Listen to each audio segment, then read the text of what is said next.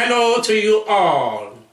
This is an introduction of African economy. The continent of Africa is blessed and full of natural resources, as from the north to the south and the east to the west.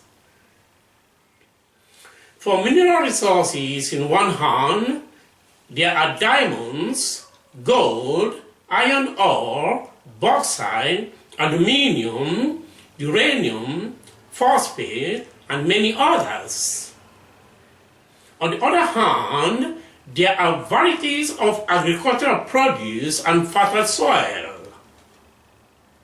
As for tourism, it is full of wildlife, sea creatures, beautiful landscape, woodland, deep forests, waterfalls, lakes, running water from hills to the valleys, the wonderful sea view, the cloud, the snow, the rainbow reflecting on the mountain from end to end, the inactive volcanic mountains, the sand dune, the desert, and the semi-arid areas.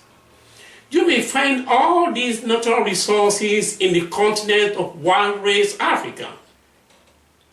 But yet, the Africans are dying of hunger, drought, malnutrition, immigrating to other continents for survival. If the question is to be answered, who are responsible for the impoverishment of African economy? Let us look into the economy of each one of the countries in Africa. Then you may give your opinion if wish. The world is part of Africa, and Africa is part of the world we live in. Do not destroy the wonders and beauties of our only beloved earth. Thank you so much. The economy of Zimbabwe. Mineral exports, gold, agriculture, and tourism are the main foreign currency earners of Zimbabwe. The mining sector remains very lucrative, with some of the world's largest platinum reserves being mined by Anglo-American company and Impala Platinum. The Marange diamond fields discovered in 2006 are considered the biggest diamond field find in over a century. They have the potential to improve the fiscal situation of the country considerably, but almost all revenues from the field have disappeared into the pockets of army officers and politicians. The Marange field is one of the largest diamond producing projects in the world. Zimbabwe is the biggest trading partner of South Africa on the continent. Taxes and tariffs are high for private enterprises, while state enterprises are strongly subsidized. State regulation is costly to companies. Starting or closing a business is slow and expensive. Tourism was an important industry for the country, but has been failing in recent years. The Zimbabwe Conservation Task Force released a report in June 2007, estimating 60% of Zimbabwe's wildlife has died since 2000 due to poaching and deforestation. The report warns that the loss of life combined with widespread deforestation is potentially disastrous for the tourist industry. Zimbabwe maintained positive economic growth throughout the 1980s and 1990s.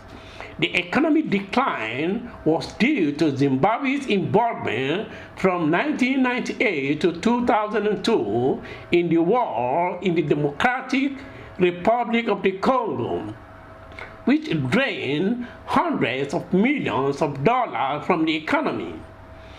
The downward spiral of the economy has been attributed mainly to mismanagement and corruption by the government and the eviction of white farmers in the controversial land redistribution in the year 2000.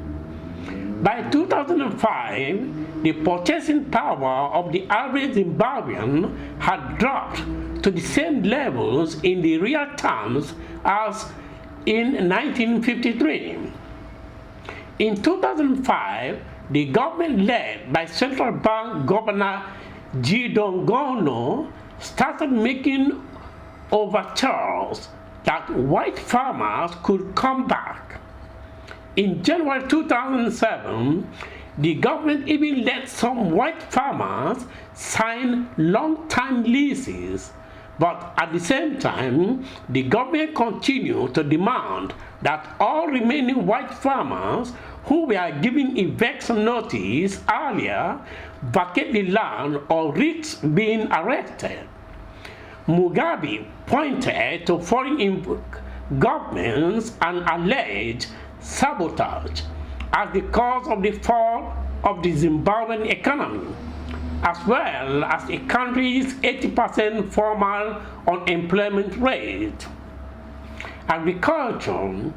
Zimbabwe's commercial farming sector was traditionally a source of exports and foreign exchange and provided job facilities. However, the government's land reform program badly damaged the sector, turning Zimbabwe into a net importer of food products. For the past 10 years, the International Crop Research Institute for the Semi-Arid Tropics has been assisting Zimbabwe's farmers to adopt conservation agriculture techniques, a sustainable method of farming that can help increase yields.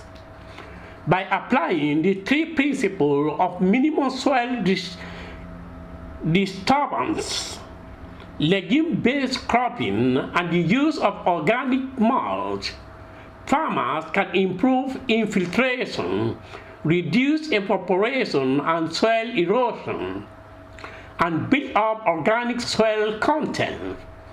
Between 2005 and 2011, the number of smallholders practicing conservation agriculture in Zimbabwe increased considerably across different regions.